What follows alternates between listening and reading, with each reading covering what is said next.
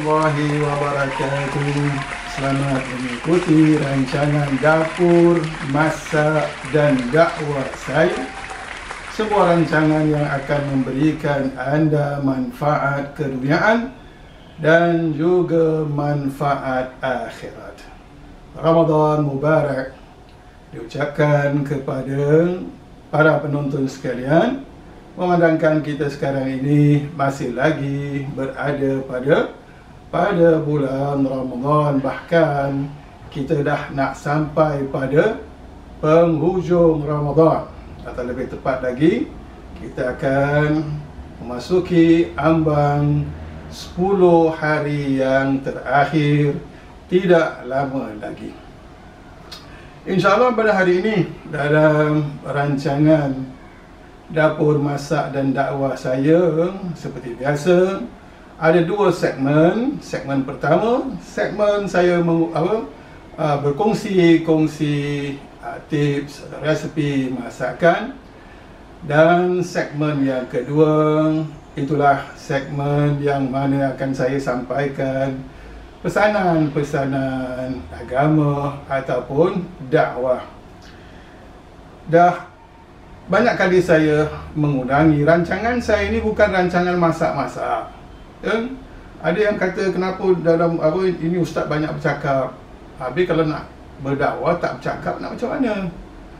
Sedangkan sekali lagi, ini bukan rancangan masak. Rancangan masak bukan matlamat utama saya dalam membuat video-video ini. Tapi rancangan utama saya adalah dakwah. Cuma saya gunakan platform dapur saya dengan memasak untuk menyampaikan dakwah. Tapi berapa lama dah dakwah yang saya sampaikan dalam segmen-segmen dakwah itu.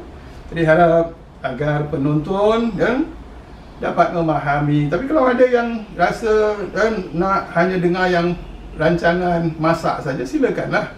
Ada banyak channel-channel YouTube yang menyampaikan, yang mengungsikan tentang berbagai macam masakan. Cuma yang sini adalah dapur, masak dan juga dakwah. Okay? InsyaAllah pada hari ini saya akan kongsikan dua masakan lagi serentak. Satu masakan ataupun juadah untuk berbuka, dan satu lagi juadah untuk sahur. Maklumlah ini Ramadannya dia macam-macam selera lah. Okay? Jadi masakan yang pertama untuk juadah berbuka, saya akan kongsikan satu masakan yang simple dan cepat, dan cukup sedap dan cukup menyelerakan, iaitu masakan laksa. Dia bukan laksa goreng, dia laksa berkuah. Dan ia bukan laksa Penang, ia bukan laksa Johor. Sebab nak bikin laksa Penang ke laksa Johor ke, ia memerlukan banyak kerja lah. Laksa yang akan saya kongsikan dinamakan laksa nyonya, atau laksa baba dan nyonya lah. Yang mana laksa nyonya ni laksa Singapura, dan yang mana bahan-bahannya, kuahnya tak macam laksa Johor, tak macam laksa Penang. Kuah laksa nyonya ni dia ada santan. Okay? Dan yang kedua, masakan untuk sahur adalah ikan bilis goreng bawang dan cili. Pun simple juga, tapi cukup sedap. Ikan bilis goreng bawang dan cili. Okay? So itu dua masakan. Mari saya tunjukkan bahan-bahan kedua-dua masakan tersebut. Baik, untuk masakan ini laksa atau melaksanunya, pertama sekali, sebab masakan ini senang kerana dia dah ada dia punya paste, dia dah ada dia punya paste ni lah. Jadi kita tinggal masukkan paste ni, masukkan air, dan yang penting bahan-bahan. Ini bahan-bahan yang kita jadikan sebagai bahan tambahan. Dan laksa paste ni ada macam-macam lah. Dia ada macam-macam brand, tapi yang penting yang kita cari yang halal. So ini boleh kita dapatkan di supermarket. Dan satu lagi tentang paste ni, memang ada macam-macam paste lah. Paste laksa ada, paste apa asam pedas ada, paste apa sambal tumis ada, paste rendang ada, macam-macam paste. Tapi kalau kita perhatikan, paste ni ada dua macam, satu yang fresh, yang segar, dan yang satu lagi yang tidak segar. Yang tidak segar ada campuran bahan-bahan pengawet. Ada pun yang segar seperti ini, itu tidak ada bahan pengawet. Dia segar. Dia nak kena letakkan dekat fridge. Kalau tak letak kat fridge, dia akan rusak. Jadi insyaAllah, so apa paste laksa, kemudian bahan-bahan dia fish cake, udang, dan kadang-kadang saya gunakan fishball, tapi hari ini saya tak gunakan fishball, saya gunakan tahu ikan. Yang tahu ikan, maksudnya apa, ikan yang bersalut dengan tahu lah. Okay? Dan kemudian yang paling penting, tak dinamakan laksa kalau tak ada ni daun kesum. Daun kesum. Dan inilah mi. Laksa ada macam-macam mi, tapi kita cari yang mi laksa. Okay. So ini bagi bahan-bahan untuk laksa nyonya kita, yang saya akan jadikan sebagai hidangan buka bagi keluarga saya. Yang kedua adalah ikan bilis. Ikan bilis goreng bawang dan lada. Jadi kita perlukan ikan bilis, kemudian sebiji bawang, lebih kurang 4 ulas bawang putih yang dipotong kecil-kecil, dan lebih kurang 3 atau 2 batang lada merah, dan 1 atau 2 batang cili api ataupun lada padi. So ini saja bahan-bahan dia insya-Allah yang boleh kita lihat untuk membuat kedua-dua masakan ini. Baik, insya-Allah itu tadi bahan-bahan yang telah ditunjukkan. Selanjutnya mari saya tunjukkan cara-cara. Pertama sekali nak masak laksa dulu. Dan kemudian nanti baru saya tunjukkan yang masakan ikan bilis goreng bawang dan cili. Mari. Baik, bismillah wa ala barakatillah. InsyaAllah masakan pertama itu masakan laksa nyonya kita. Jadi kita nak panaskan dulu kuali kita.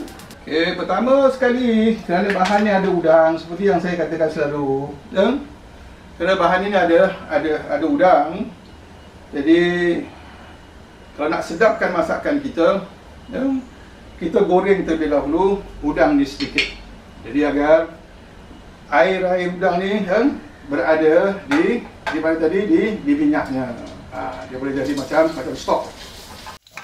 Banyak, boleh sedikit. Kita goreng dulu udang kita. Sabar. Seperti yang dikatakan tadi, kita sekarang ini sudah memasuki gerbang 10 hari yang terakhir bulan Ramadan, yang merupakan kemuncak bulan Ramadan. Saya pernah terangkan sebelum ini, dan kemuncak bulan Ramadan itu tidak terletak pada awalnya, kerana Allah SWT mau menyediakan 10 hari yang terakhir ini istimewa hanya untuk hamba-hambanya yang benar-benar beriman, yang bersungguh-sungguh mahukan segala kebaikan sewaktu kemuncak bulan Ramadan ditetapkan pada penghujungnya. Udang ni kita dah goreng sikit, kita angkat.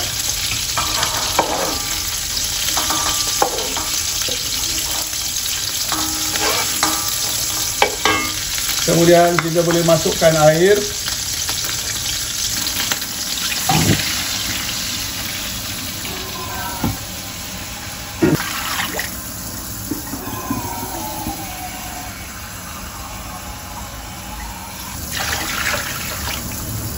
Air kita masukkan ikut jumlah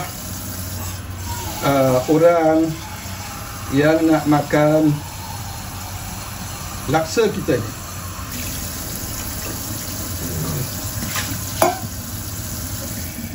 Jadi kita tunggu sampai airnya agak mendidih sikit, dan kembali pada soal soal bulan Ramadan ni, suatu saya galakkan dan kita pilih masakan yang cepat, mudah dan sedap.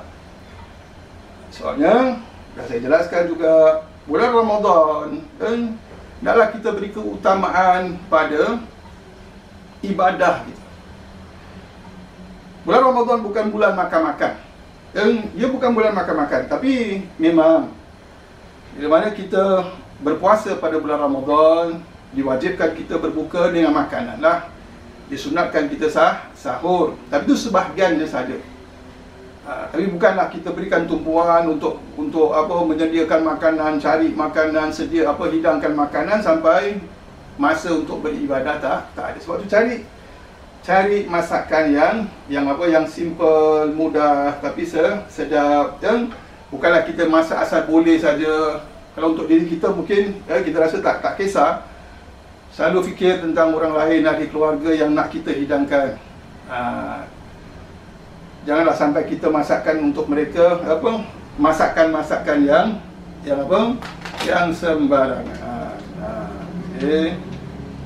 Jadi kita lihat air ni, kita masukkan paste dia. Senang aja masak masak laksa nyonya ni. Ini kalau kita makan dekat food center, laksa nyonya ni sekarang ni paling tidak 5 atau 6 dolar. Okey.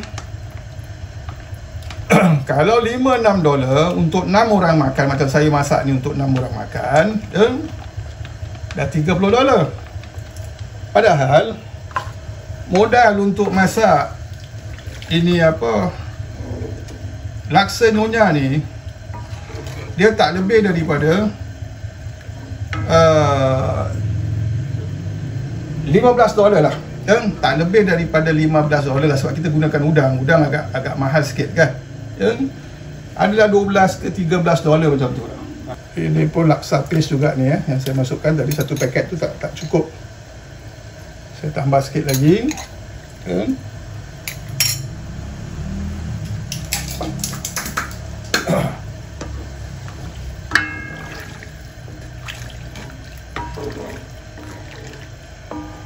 InsyaAllah. So air kita ni pun dah mendidih. Kita masukkan bahan-bahan kita ni semua.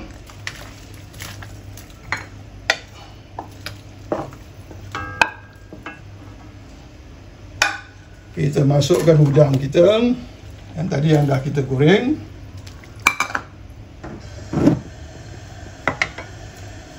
Kita masukkan kita punya daun kesum. Okay, last nanti kita akan masukkan santan. Tadi saya tak sebut pasal santan Laksa nyonya ni memang memerlukan santan. InsyaAllah mudah-mudahan kita semua diberikan kesihatan, khususnya bila mana kita berada pada 10 hari yang terakhir, agar kita boleh mendapatkan ganjaran segala kebaikan yang Allah sediakan, khususnya pada Lailatul Qadar. Ingat, ada Lailatul Qadar, bukan Lailatul Bazar.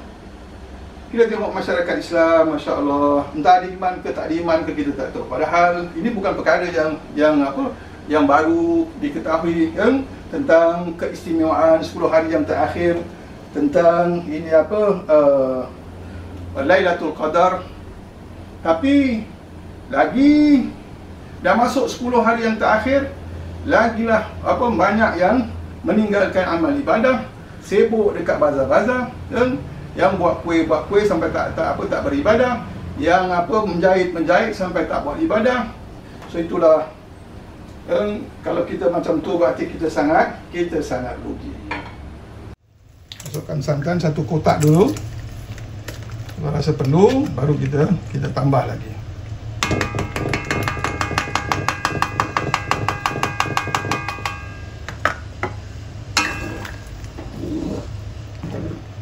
Masya Allah, nampak ni? Kita punya laksa nyonya. Ini kurang, santan ni kurang Saya nak tambah sikit lagi setengah kotak itu.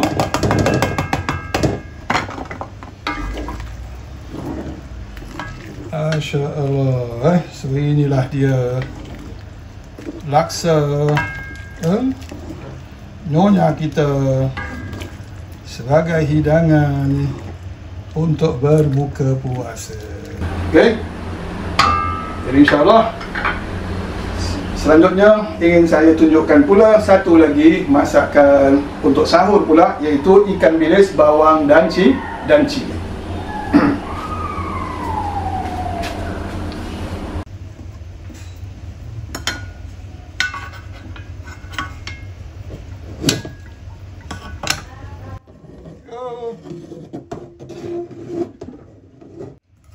Okey, bagi masakan yang kedua untuk sahur pula, iaitu ikan bilis goreng cili dan bawang dan cili.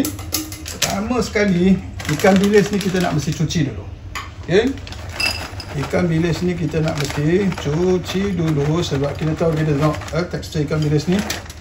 Okey, sebab ini ikan bilis ni dah kering dia, dijemur. Ada macam-macam lah kotoran-kotoran, sebab tu kita cuci dulu. Cuci pun kita sekadar lalukan air saja. Cuci bukan berarti cuci betul-betul lah, pakai sabun, pakai apa.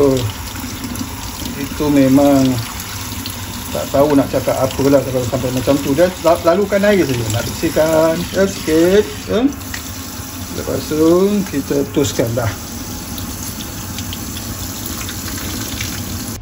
Selalu ikan bilis yang basah macam ni, kalau kita terus goreng pada minyak, dia akan menjadi keras. Dia akan menjadi keras. Apa perlu kita buat untuk garingkan, rahsia untuk garingkan ikan bilis kita sangai dulu.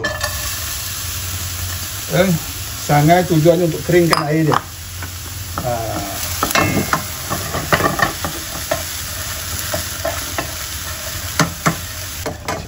Dengar, dah tak ada lagi bunyi srek-srek ni tu. Kita dah boleh angkat. Tepikan, kita tepikan.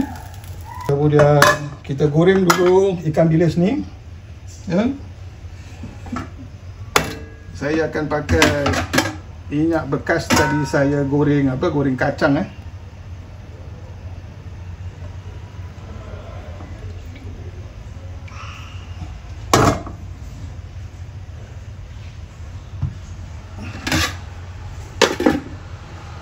Okey, kita tunggu minyak dipanas, lepas tu kita masukkan ikan bilis kita. Okey, minyak yang perlu kita anggarkan kalau kita tak nak pakai nak jimat minyak, tak nak pakai minyak banyak-banyak. Yang paling penting, ikan bilis ni mesti tenggelam.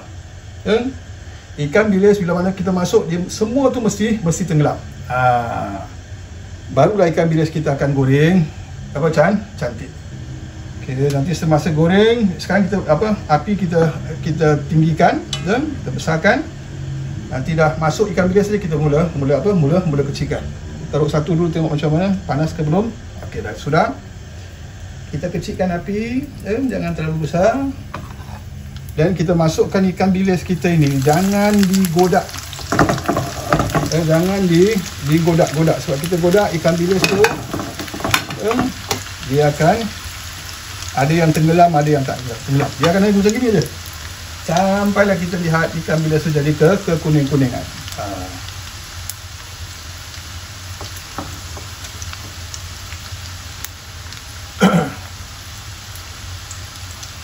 So sekali lagi diingatkan tentang bulan Ramadan ini. Macam mana yang selalu saya katakan, kalau bulan Ramadan ini kita tak grab peluang untuk beribadah, kita tak tahu sama ada bulan Ramadan yang akan datang itu kita akan bertemu dengan Ramadan lagi ataupun tidak. Jadi anggaplah ini merupakan ibadat Ramadan kita yang terakhir, sebab tu kita akan all out.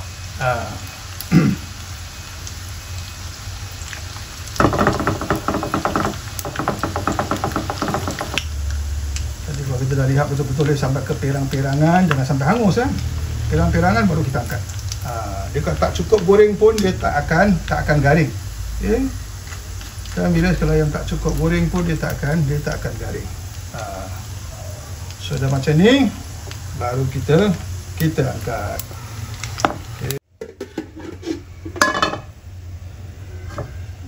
Kemudian kita masukkan bawang kita. Semuanya dimasukkan.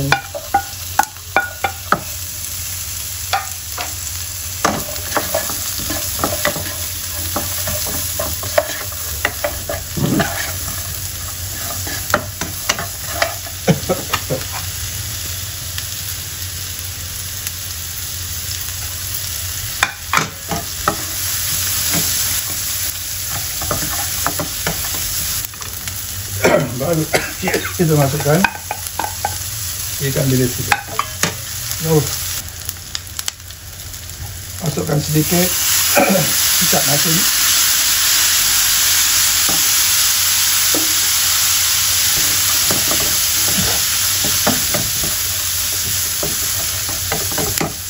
Ingat dia masakan kering ya. Dia bukan masakan yang berkuah. Dia sebenarnya masakan sampingan. Kalau kita ada lauk bening ke apa, dan kita makan dengan ikan bilis ini, memang laju lah, memang laju. So inilah dia masakan ikan bilis kita. Ini dia nampak ni. InsyaAllah kita sekarang ni dah nak masuk 10 hari yang terakhir. Jadi eloklah kita mengetahui apa sebenarnya yang ada pada 10 hari yang terakhir bulan Ramadan ini, yang dinamakan sebagai kemuncak bulan Ramadan. Nah, antara keistimewaan 10 hari yang terakhir ini ada satu malam yang dinamakan Lailatul Qadar. Dan Lailatul Qadar ini hanya akan berlaku pada 10 hari yang terakhir dan akan berlaku pada malam-malam yang ganjil. Apa itu Lailatul Qadar? Lailatul Qadar adalah hari atau malam yang Allah SWT tentukan. Pada asalnya itulah malam yang Allah pilih untuk menurunkan Al-Quran untuk manusia. Dan selanjutnya Lailatul Qadar ini seperti mana yang Allah sebut dalam suratul Qadar, Lailatul Qadri khairum min alfi syahr. Malam Lailatul Qadar ini lebih baik daripada 1000 bulan. So, apa yang dimaksudkan lebih baik daripada 1000 bulan? Berarti barang siapa yang beramal pada malam tersebut. Lailatul Qadar hanya berlaku pada waktu malam, daripada lepas maghrib sampai masuk waktu subuh. Itu masa Lailatul Qadar. Sebelumnya tidak, sesudahnya pun tidak. So, barang siapa yang beramal pada malam tersebut, kebetulan dia merupakan Lailatul Qadar, kalau kita solat, kita akan mendapatkan pahala seperti orang yang solat 1000 bulan. Kalau kita membaca Al-Quran, kita akan mendapatkan pahala seperti orang yang membaca Al-Quran 1000 bulan. 1000 bulan dan lebih kurang 80 tahun. Mana ada masa kita nak pergi baca Al-Quran sampai 80 tahun? 8 minit aja kita dah tak boleh, dah give up. Ini Allah tawarkan untuk memberikan kita pahala 80 tahun. Kalau kita bersedekah pada malam itu, kita akan dicatat seperti orang yang sepanjang 80 tahun bersedekah.